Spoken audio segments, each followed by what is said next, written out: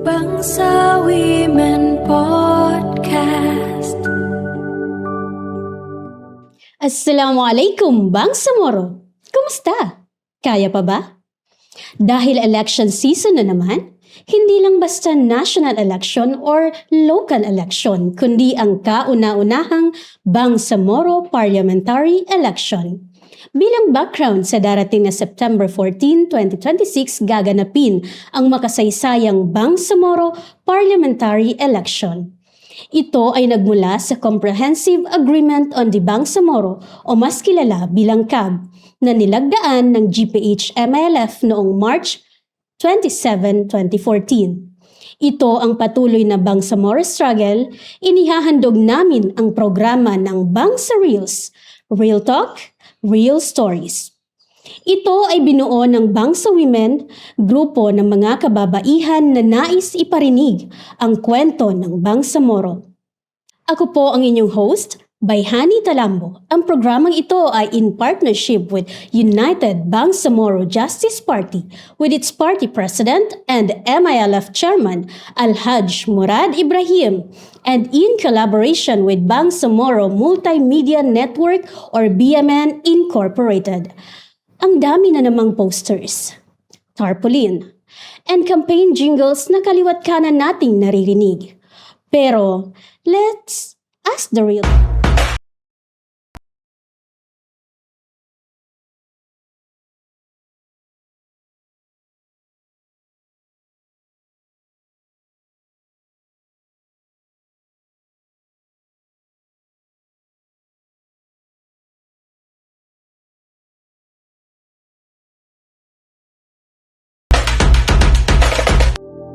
Bangsa Women Podcast.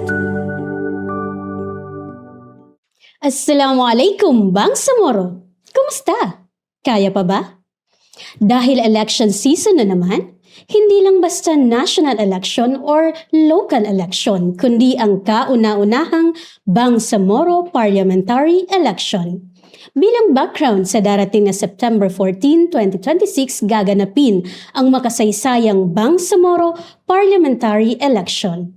Ito ay nagmula sa Comprehensive Agreement on the Bangsamoro o mas kilala bilang CAB na nilagdaan ng GPH-MILF noong March 27, 2014. Ito ang patuloy na Bangsamoro struggle, inihahandog namin ang programa ng Bangsa Reels, Real Talk, Real Stories.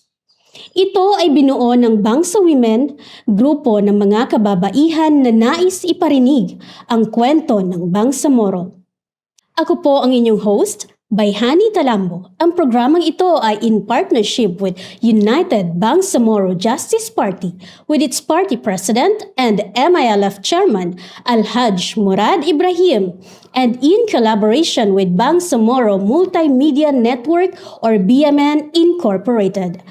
Ang dami na namang posters, tarpaulin, and campaign jingles na kaliwat kanan nating naririnig. Pero let's ask the real question. Who's real? Sino ang totoong bumuboses sa ating mga Bangsamoro? Dahil alam naman natin na sa pagpili ng leader ay hindi lang dapat sino ang sikat, hindi lang sino ang trending sa dami ng tarpaulin, kundi sino ang may prinsipyo at may pusong handang maglingkod. Kaya Bangsamoro people, kunin niyo na ang inyong papel at ballpen, manood at makinig at sabay tayong makipagtsikahan, kwentuhan kasama ang mga kandidato para sa paparating na Bangsamoro Parliamentary Election. Again, welcome sa ating programa na Bangsa Reel, Real Talk, Real Stories, kung saan real ang usapan, real ang kwento, dito sa Bangsa Reels, real na real. Sa bawat episode, makakasama natin ang mga inspiring parliamentary candidates.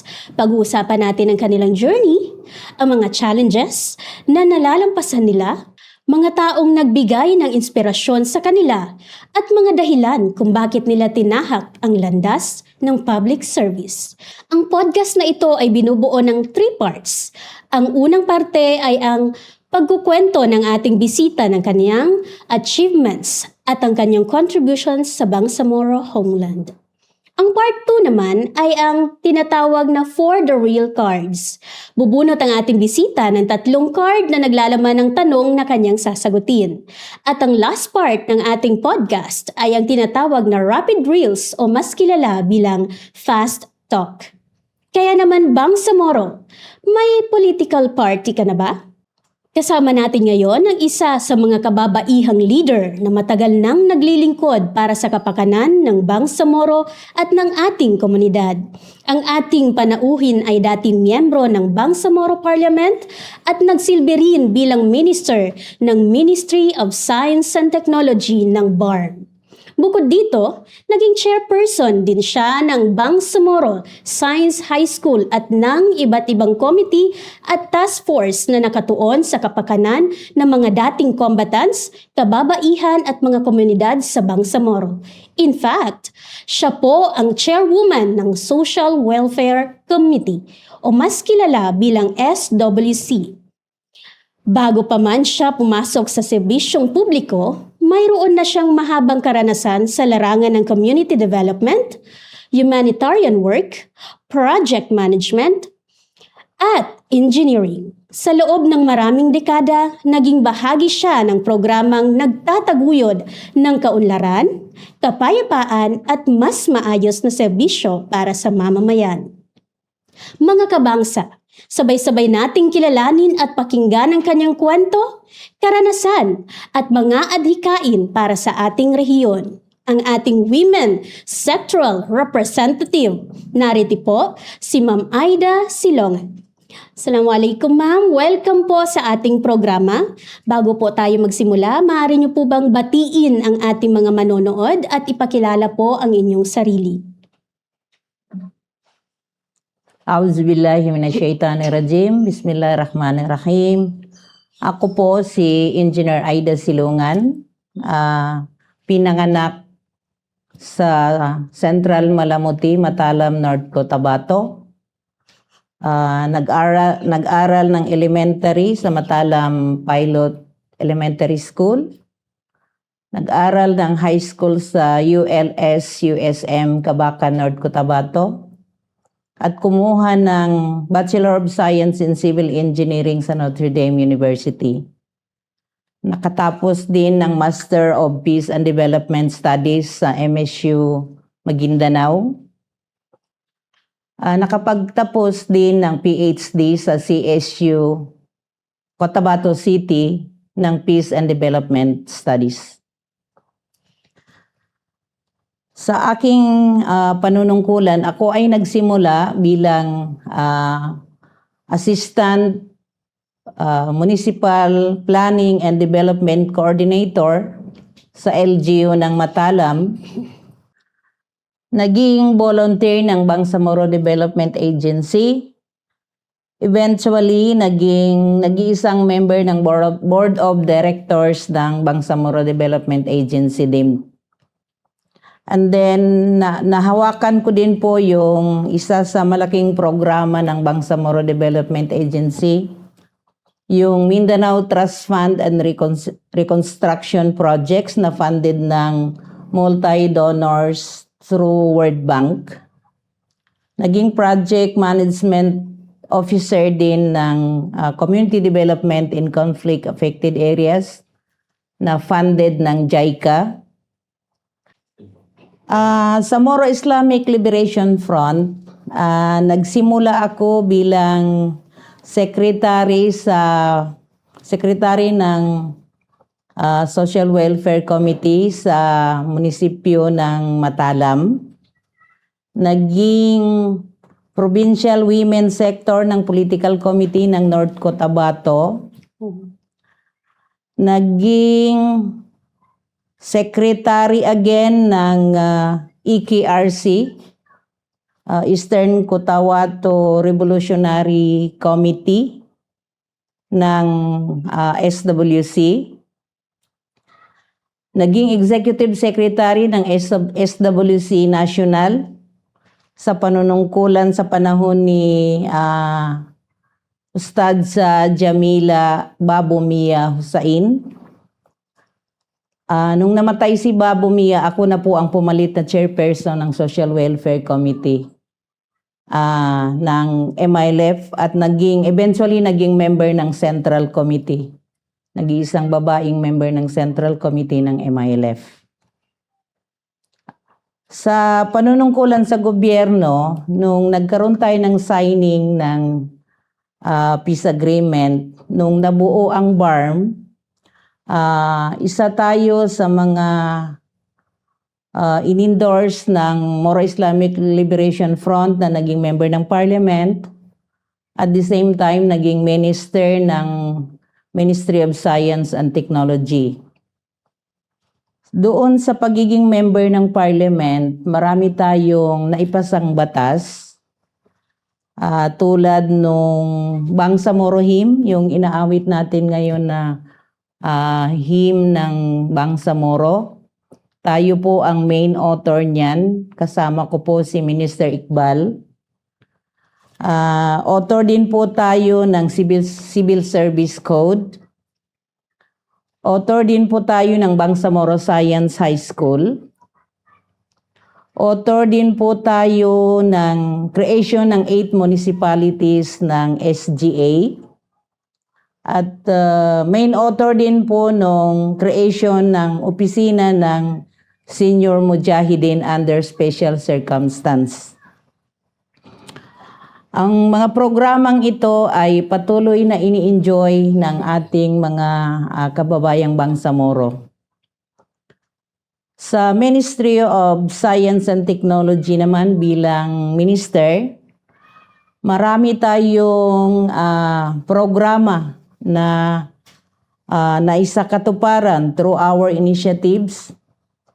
Nagkaroon tayo ng iba't ibang scholarship programs tulad ng Bangsamoro Assistance for Science Education na nagre-receive ng 8,000 a month yung mga bata na pumapasa doon sa Bangsamoro Assistance for Science Education. Nag-devise din po tayo ng program doon sa mga kurso na wala masyadong kumukuha dahil mahal ang pag-aaral noon at walang ino-offer dito sa malalapit na schools. So nag-devise tayo ng program na base merit. Ang tinatanggap po ng mga batang pumapasa sa programang ito ay 20,000 a month. So marami na rin po nag-i-enjoy nito ngayon. And then nakita rin natin na maraming anak na mujahideen na nakastop mag-aral noong time ng gulo.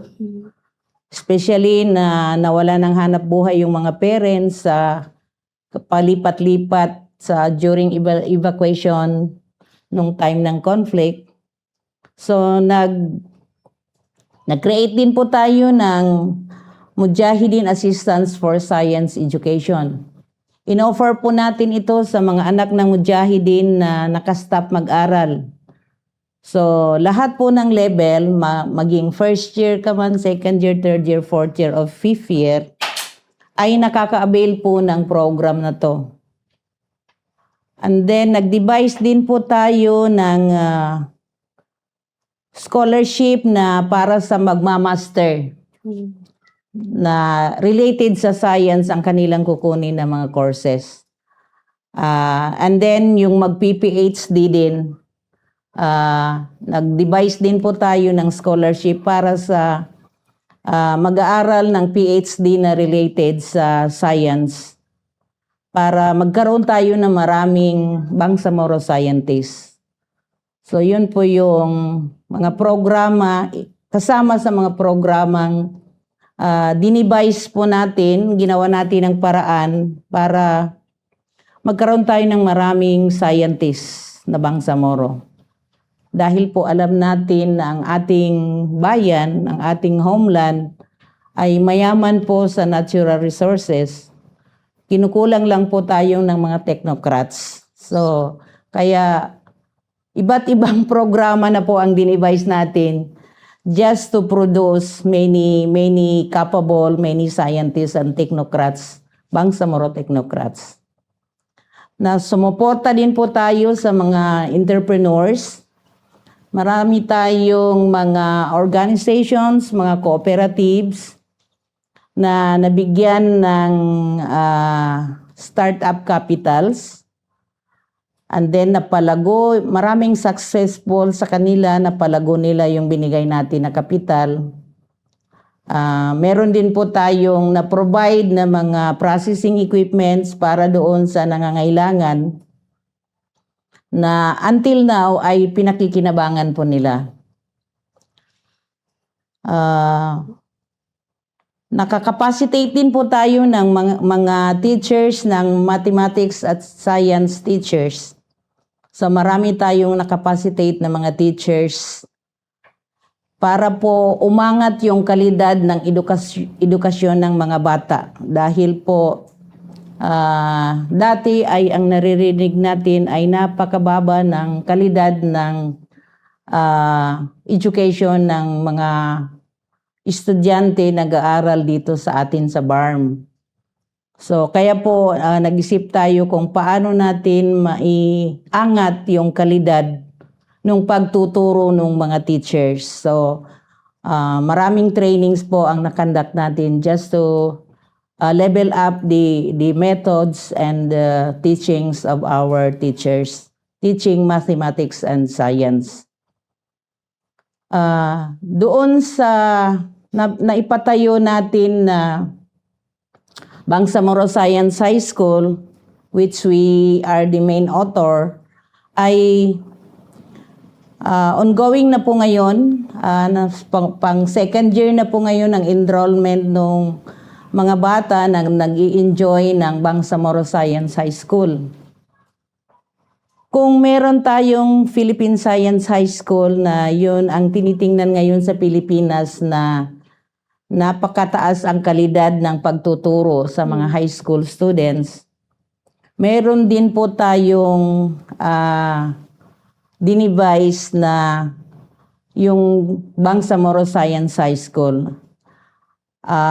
Medyo may kaibahan lang dahil yung Bangsamoro Science High School, hindi lang po English, Science, Mathematics, dinagdag po natin ang values, Islamic values or Arabic language. So, ang magiging produkto po natin dito, kung sakali makakatapos itong mga bata na mag-aaral dito sa Bangsamoro Science High School ay balance na po ang kanilang education. Hindi na po nila kailangan mag-aral pa ng Saturday, Sunday para doon sa mga traditional madrasa. Kasi built-in na po yung Arabic doon sa Bangsamoro Science High School na mga subjects. So ang mga batang nag-aaral dito ay libre po lahat. Libre sa tuition, libre ng mga computers, libre ng dormitory. May ongoing ngayon yung construction ng school sa may Parang, Sarmiento Parang. At nag-start tayo ngayon dito sa stand-alone na pinagamit po sa atin ng MBHTE. May building po ang MBHTE na stand-alone building. So doon po ngayon pansamantalang tinuturuan at tumitira yung mga batang nag-aaral na first year and second year na ngayon. So yan po yung kasama sa nagawa natin. Maliban pa dyan, yung mga nag-enjoy nung senior mujahideen under special circumstance, nag-i-enjoy na po yung ating mga senior mujahideen ngayon ng pension, 7,000 a month. So almost last year ay mayroon na tayong 5,000 nag-i-enjoy at ngayon nagbabalidate na po sila ng another 5,000 na mag-i-enjoy ng same pension or financial assistance 7,000 a month, and it will be released quarterly. So every quarter, mayroon silang 21,000. Oh, Masya Allah, ma'am. Napakalawak ng inyong achievements. Kung tutuusin, nakakabilib at nakaka-proud bilang babae na meron kaming tinitingalang kagaya niyo po. Kasi hindi lamang sa kababaihan ang focus ng inyong trabaho, maski sa livelihood, lalo na sa mga kabataang Bangsamoro. Ang pangalawang tanong, ma'am, paano kayo namulat bilang kabataang Bangsamoro bago nyo na-achieve ang ganyang mga achievements? Paano kayo namulat bilang kabataang Bangsamoro? Nung aming mga panahon, napakahirap mag-aral actually. Kaya po naging panata po natin nung tayo ay nag-aaral na in case maging successful tayo at magkaroon tayo ng chance na makahawak ng gobyerno, ay hahanap tayo ng paraang makatulong doon sa mga batang nangangailangan. Dahil po based sa experience po namin, hirap na hirap po ang parents namin na pag-aralin kami. In fact, when I am studying high school in USM, ULS USM, galing ako sa Matalam, nilalakad namin from house to poblasyon. Ang nagsasakay lang kami from Poblacion Matalam to Crossing USM. Maglalakad naman kami from Crossing USM along the highway papunta ng USM. And then kumuha ako ng course kasi kung high school ka, may pagpipilian ka na 4 na courses. Magkukuha ka ba ng science, ng home economics, ng agriculture, or trade? So ang kinuha ko ay agriculture dahil nga hindi ganon karangya yung buhay namin. Wala kaming pambili ng mga projects. Pinili ko ang agriculture dahil sa agriculture nagkaka-income kami dahil nagfa-farm kami. So yung farm namin pag anihan na, parang practice siya na farm in a way na tinuturuan kami kung paano mag-farm. Pero yung produkto nung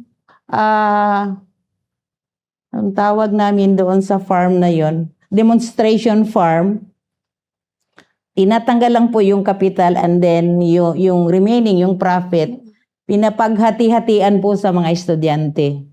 So instead na doon sa ibang kurso, gumagasto sila sa mga projects, kami, nag-i-income na kami. So practical ang ginamit kong ano. And then nung nag-graduate kami ng high school, nakasama ako doon sa PUMASA ng National Integration Study Grant Program, yung NISGP. Sa USM, marami kami nag-exam, 2 lang kami na pumasa. So yun yung naging tulay para makatapos ako ng engineering. Naging scholar kami ng NISGP, mayroon kaming monthly allowance na 200 pesos. Nung time na yon. So yun yung parang naging challenge sa akin na inisip ko na paano hindi na dapat pagdaanan ng mga next generation yung mga hirap na pinagdaanan namin. So parang napangako ko sa sarili ko na in case may chance, may time na makasama ako sa bureaucracy, ay maghahanap ako ng paraan na makatulong ako sa mga magulang na makapapag-aral yung mga anak nila ng hindi na ganon kahirap. So that's why we devise so many kinds of scholarship which is related to science kasi yung ministry is offering only science scholarship. Hindi kami pwedeng mag-offer ng mga social sciences na mga programs. Science and technology lang ang pwede naming i-allow na scholarship.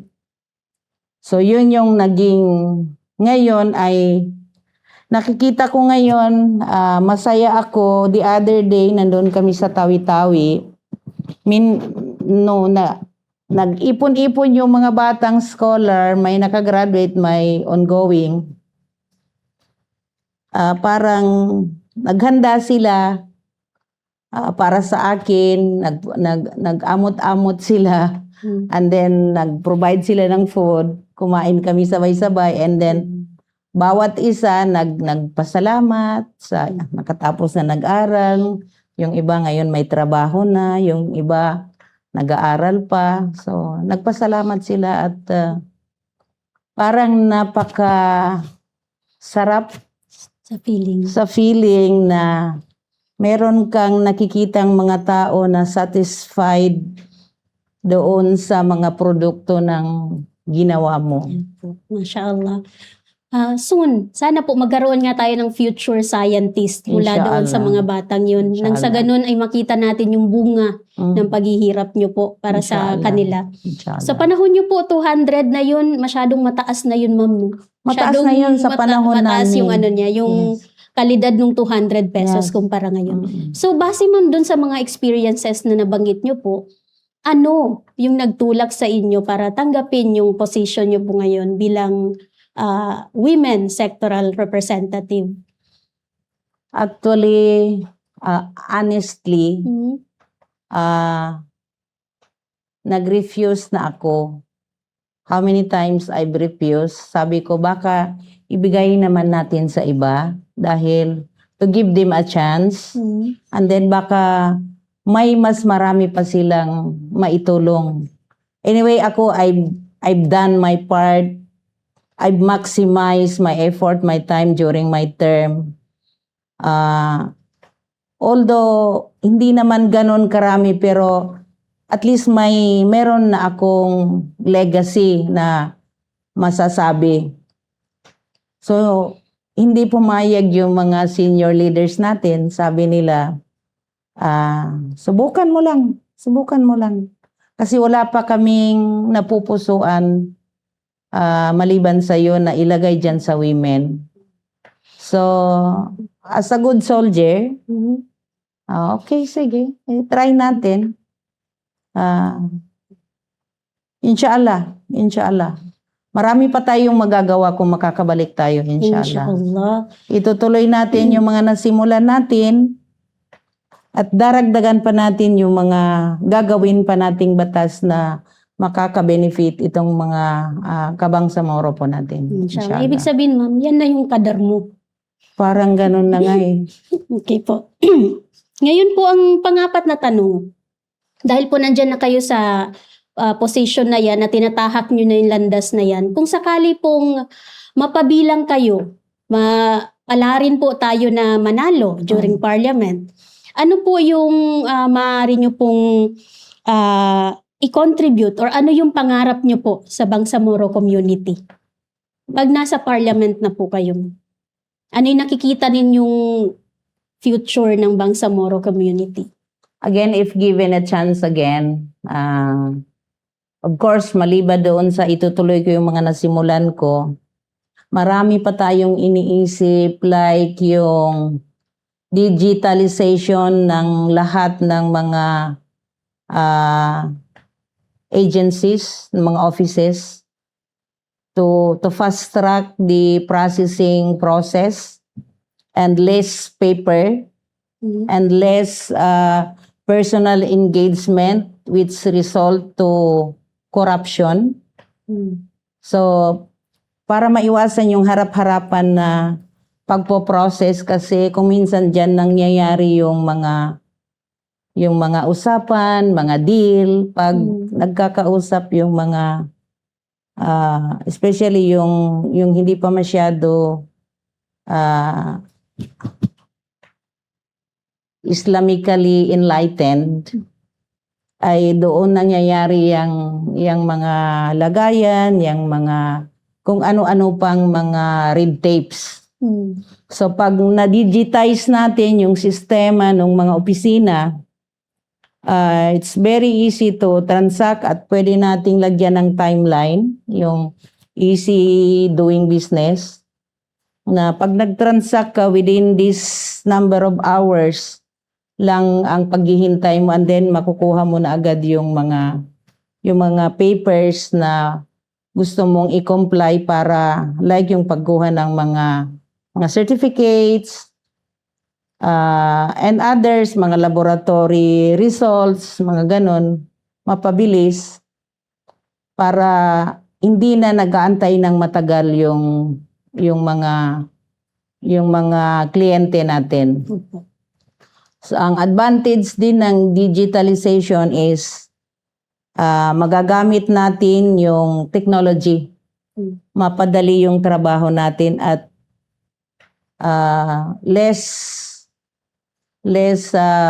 human resource kung mapagana natin yung sistema ng maganda.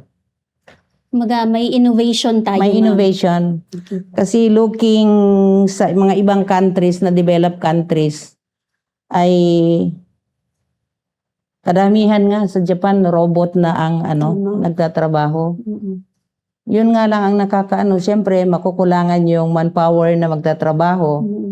Pero of course kung ma-innovate yung mga tao, yung mga bata na makakatapos mag-aral, marami pa silang pwedeng gawin sa ibang larangan. Kumbaga ma-uplift yung ating homeland. Yes, na hindi lang matatawag na Bangsamoro ka lang. Yes. Okay po.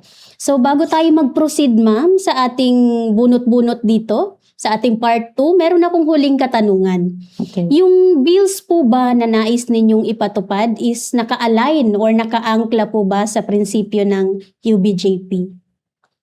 Of course, yes. Lahat po ng yung 13-point agenda na nilalaban nung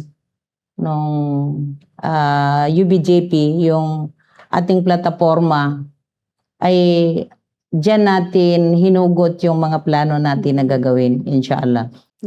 Okay, para sa ating pangalawang parte ng ating programa, narito na ang ating bunot serye o yung tinatawag na, ito na po yun mga kabangsa. So, bubunot po si Ma'am Aida ng 3 katanungan mula sa ating cards at ito po ay kanyang tatanungin. Ito ay ating tinatawag na real cards. Handa na po ba tayo? Tatanungin yung sinabi mo eh. Sasagutin. Sorry. Parte ng ating programa kung saan bubunot ang ating bisita ng 3 cards mula sa ating real cards kung saan sasagutin niya ang mga katanungan kanyang mabubunot. Ma'am, handa na po ba tayo? Handang-handa na po. Okay po, so bunot na po tayo dito sa ating cards. 3 po. 1, 2, at ang huli, 3. Okay po, akin na. So at nandito po ang ating unang tanong. Handa na ba ma'am?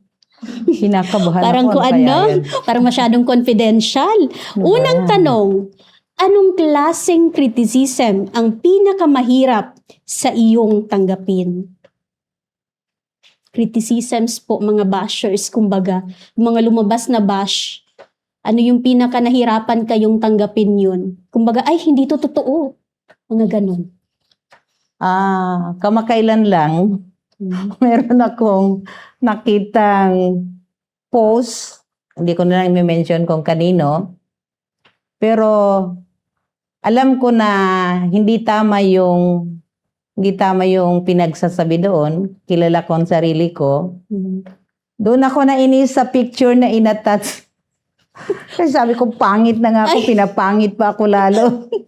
Mga dummy account talaga. Dami account Okay yun. po. Alam ko yun na dami account.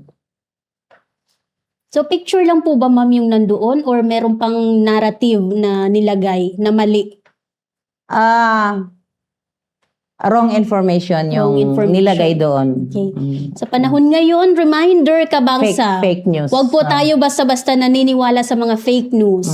Okay. Second question, pangalawang tanong ma'am.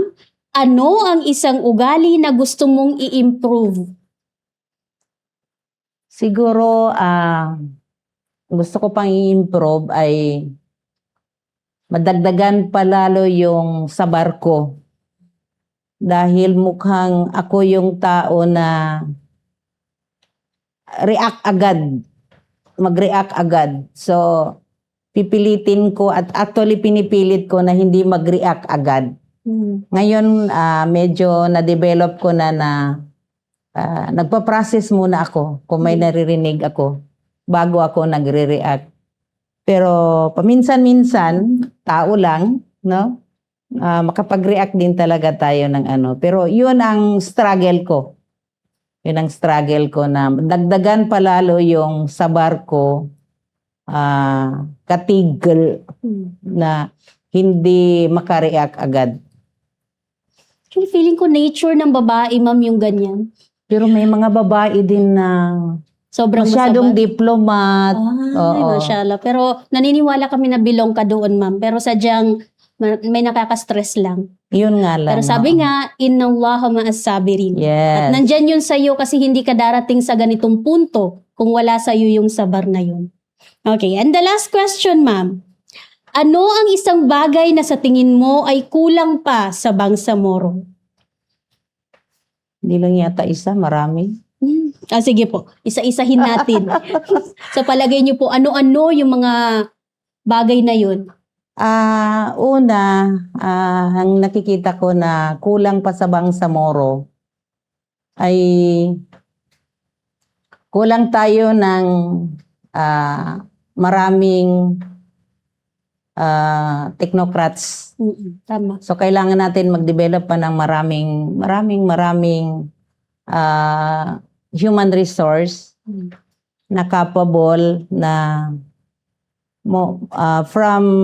from local expertise papunta doon sa international arena na expertise. Yung pwede na tayong mag-intercountry change ng mga professionals natin para makakuha sila ng mga technologies, mga development practice mula sa mga developed countries at may apply natin dito sa atin. Pangalawang kulang sa atin ay mga leaders. Mga leaders na, of course, marami na tayong leaders, pero madagdagan pa yung mga leaders natin kasi, of course, aminin natin na kasama na ako doon, tumatanda na. So, kailangan natin mag-develop ng maraming enthusiasts, maraming mga leaders, potential leaders. At umaasa naman ako na ngayong panahon ngayon ay marami ng potential.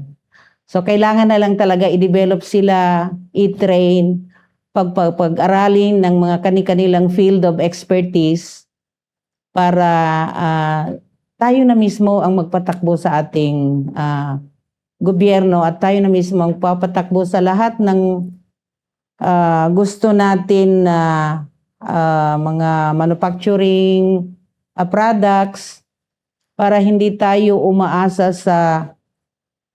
sa ibang bansa or sa ibang region. Kung mayroon tayong ganon na mga expertise ay kumbaga imbis na yung mga products natin ay i-develop pa, dadalhin pa doon sa ibang bansa and then i-import naman natin, bibilhin naman natin in which original raw materials galing sa atin. Then binili ng ibang bansa, dinevelop doon, ibalik naman, bibilhin natin ng mas mahal.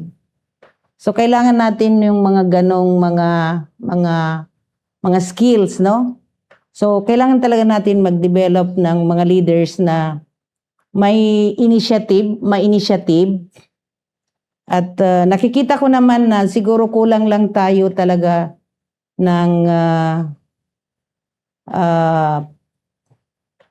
sa tao, marami tayong estudyante, pero sa initiative ng mga agencies, Kulang pa po. kulang masyado yung nag-i-initiate ng mga gano'n na mga programs.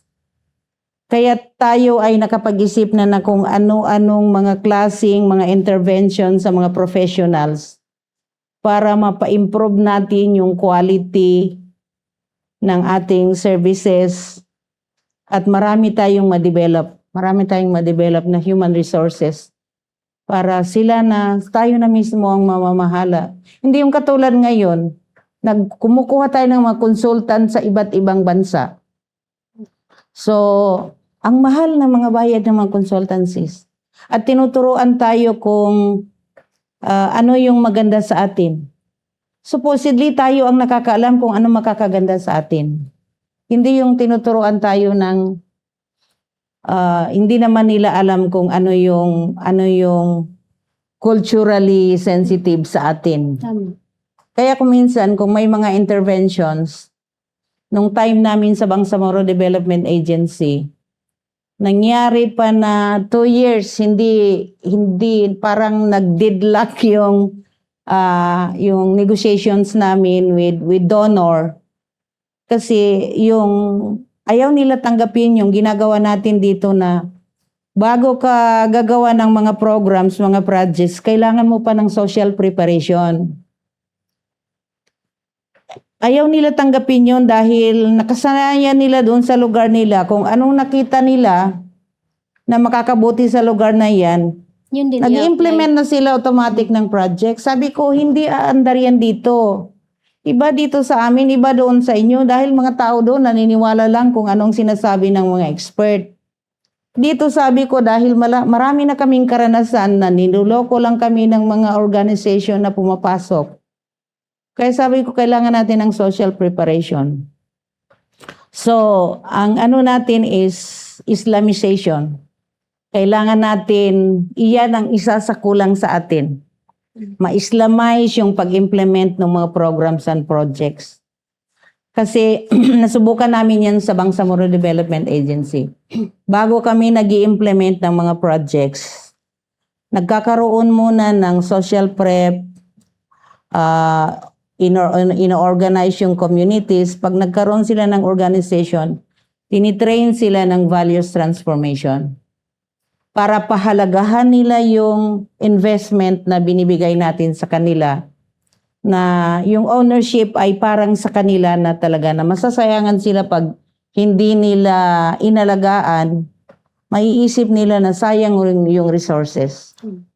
So, yan yung isa sa mga nakikita natin na kulang, yung Islamized way of implementing projects. Dahil wala yan sa mga consultants natin na dumarating. Kasi karamihan sa consultants, mga Western nag-aral. So, yun ang base experience namin sa BDA. Mas maraming naging successful na mga projects dahil sila mismo yung nag-identify. Sila mismo yung tinanong natin, ano ba nakikita ninyo dito na kailangan na gawin dito sa lugar nyo? Hindi enough yung kung ano yung need na sinasabi nila. Kailangan ihimay-himayin talaga nila. Pag na-implement nila yun, anong magiging impact sa buhay nila.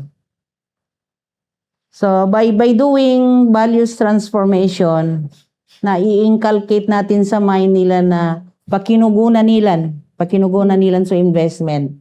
Kasi sila mismo, nag-alay sila ng oras, nag-counterpart sila ng mga materialis. So, in their part na inaako nila na laki niya, kailangan niya, bempenanggo, kalkamin niya. So, yun yung nakita namin na dapat natin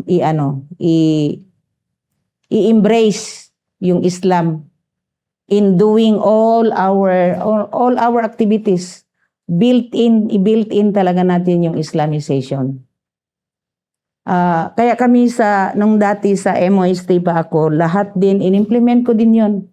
Lahat ng mga beneficiaries namin, pinapa-values transformation namin sila. Bago namin sila pinoprovide kung ano yung sinasabi nila na kailangan nila sa kanilang mga lugar or ang kanilang mga organizations. Okay po. So in short po, kumbaga mag-i-improve ang ating mga kabangsa pero hindi naiiwan ng Islamic perspective at nasa puso nila ito. Mashallah, very very makabuluhan ang ating question and answer kay Ma'am Aida.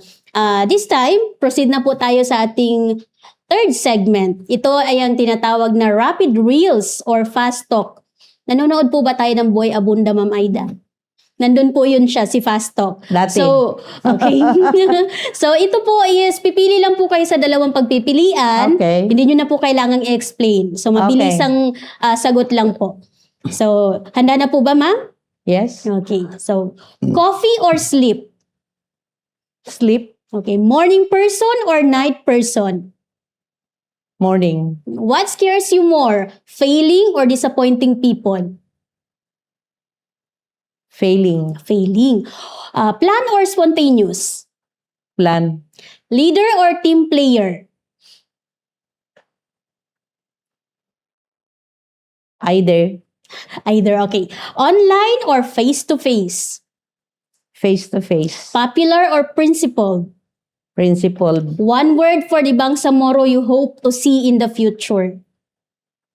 Bangsamoro, that is self-reliance, Islamically enlightened, No. and developing their Bangsamoro homeland within themselves. Okay. Managing their own government, run through their own organizations and businesses, and embrace Islam thoroughly or effectively. Inshallah. Inshallah, Very inshallah. malaman. Okay po, bago tayo magtapos, pakinggan natin si Ma'am Aida at ang kanyang mensahe sa paparating na parliamentary election ngayong September 14, 2026. Mensahe po para sa ating mga Kabangsamoro. Assalamualaikum warahmatullahi ta'ala wabarakatuh. Sa aking mga kabangsamoro, sa darating na September 14, 2026, kami po ay kumakatok sa inyong mga pintuan, sa inyong mga puso. Lumabas po tayo, bumoto tayo, pipiliin po natin yung mga tao na sa tingin natin ay sila yung makakapag-deliver nung makakaganda sa buhay natin in this dunya and akhirat. Piliin natin yung mga tao na hindi natin nakitaan ng personal interest, kundi interest nila na para sa pangkalahatan, sa pangkaramihang Bangsamoro. So, ang inyong lingkod ay representative ng women sector. Kung sa tingin ninyo makakatulong ako sa inyo, iboto nyo ako. Iboto nyo ako. At huwag po kalimutan, iboto po natin ang UBJP. UBJP, iboto natin ang UBJP as political party dahil ang kandidato natin dito ay ang MILF. Ang first nominee natin dito ay ating Amirul Mujahideen. Importante po ito na lumahok tayo dahil bubuo or gagawa tayo ng kasaysayan. This is first time in history na magkakaroon tayo ng first parliamentary election dito sa BARM. So lumahok tayo para hindi tayo magsisi, para mabigay natin kung ano yung karapatan natin para bumoto. Huwag niyo pong kalimutan, number 13, UBJP, yung inyong mga sectoral representative. Mayroon po tayong 6 na sector, mayroon tayong settler, mayroon tayong women, mayroon tayong youth, ulama, and traditional leaders. So, iboto nyo po, vote straight UBJP. Maraming salamat. Assalamualaikum warahmatullahi wabarakatuh. Okay? Ayan, parang ang bilis ng oras, no? Okay, maraming salamat sa pagsama sa amin dito sa Bangsa Real. Real talk, real stories. Sana kahit papano, mas nakilala natin at ang galing ng ating guest. Not just a candidate, but a woman with a story and a purpose and a heart for service. At kung may isang bagay kaming gustong iwan sa inyo, ito yon. Let's protect the gains of peace that we have worked hard, so hard for. And every conversation brings us one step closer to making informed choices. Lamang ang may alam. Kung nag-enjoy ka sa episode na ito, don't keep it to yourself. I-share mo sa family, friends, at sa mga gusto pang makinig ng real stories from real women leaders. Hanggang sa susunod nating kwentuhan, ingat palagi and stay inspired. At tandaan, kung saan real ang usapan, real ang kwento. This program is in partnership with United Bangsamoro Justice Party o UBJP with its party president Alhaj Murad Ibrahim and in collaboration with Bangsamoro Multimedia Network o BMN Incorporated. Dito sa Bangsa Reels, real na real. Again, this is your host, Bayhani Talambo, ang inyong ka-real talk, saying chika responsibly and vote responsibly. For our next episode, meet my partner, Hanan Arab. Assalamualaikum warahmatullahi wabarakatuh. UBJP, one Bangsamoro, one party, one future, UBJP. Silongan ko, silongan mo, hanggang sa dulo. Bangsa Women Podcast.